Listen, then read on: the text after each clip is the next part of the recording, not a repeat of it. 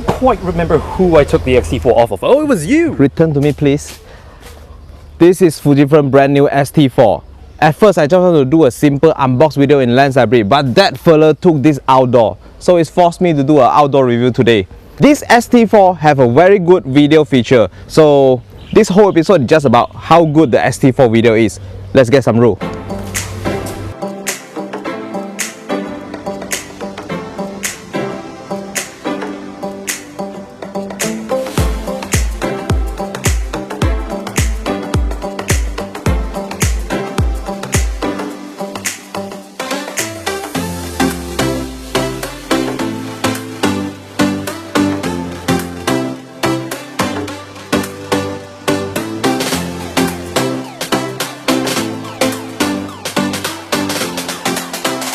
We're wearing safety jacket. Where do we go? Just to try out this camera only.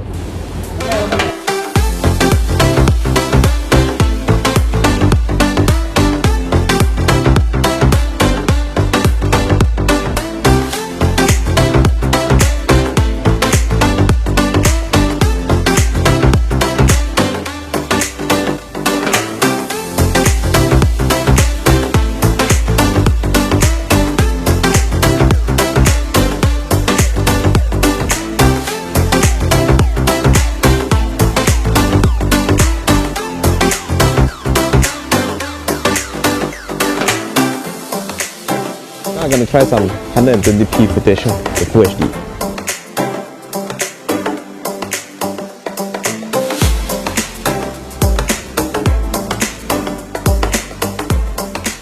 We just came back from the crazy eagle feedings and all that, and Z is shooting on this gigantic 200-600mm, and I'm rolling on this 50-140. Mine's bigger, but it's alright. How many birds there? How many eagles there? Way too many. And I'm not sure what I get. I have to go back and check. I'm not sure what I got also. So yep, let's go back to the Lens Library and do check him out on this 200-600 review with the A9 Mark II. Yep.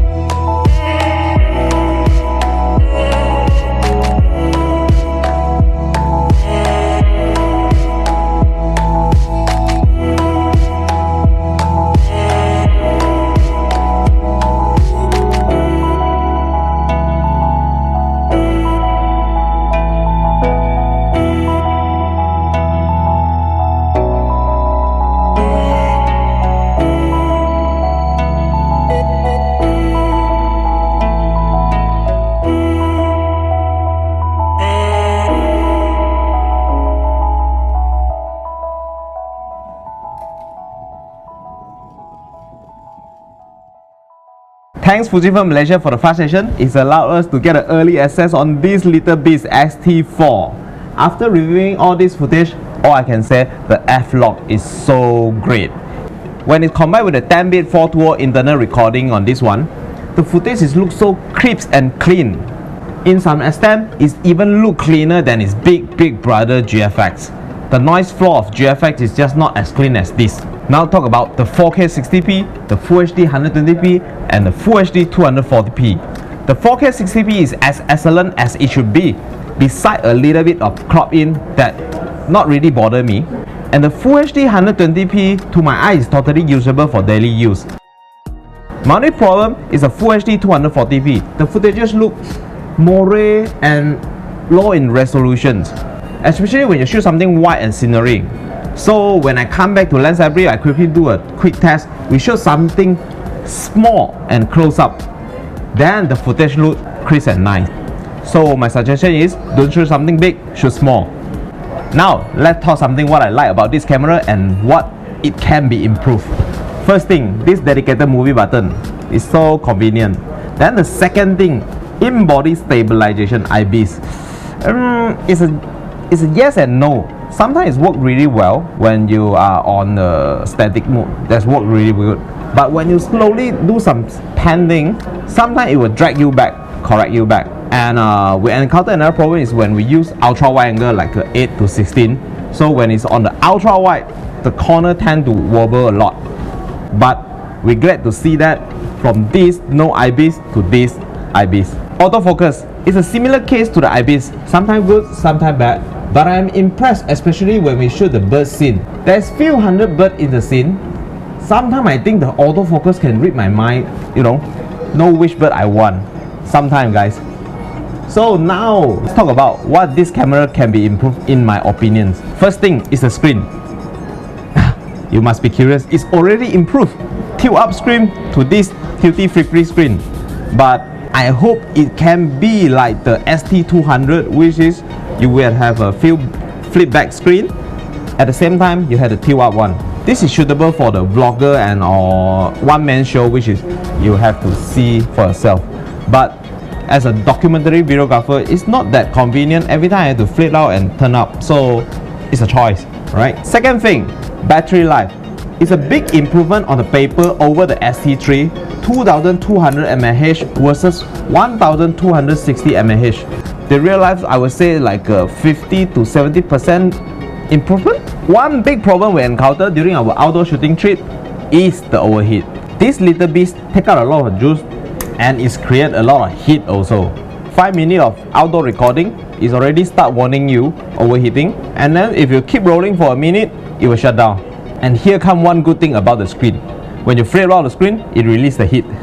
One last thing that bothered me a bit is the playback button. Why it have to be on the left hand side? That's forced me to use another hand every time. Clearly we can see the Fujifilm intention this round is to perfect the X-T3, and I totally agree with it. X-T4 is a wonderful camera, but there's still a little minor issue that stands between this and a perfect camera. If you like this episode, give it a big thumbs up and do comment below. Let us know what your thought on this X-T4 Fujifilm. And not forget to mention, we are currently shooting on this FE20mm 1.8G from Sony.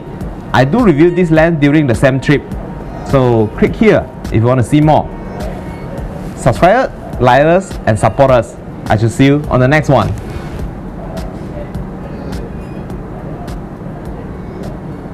Vlogging on the X-T4, we are in Kuala Selangor. Not too sure where this is headed to. We bought a ticket, we just hopped on, and we're off. This is not a train, it's not a tram. We're being pulled by an actual tractor. Definitely my first time traveling by tractor, but okay.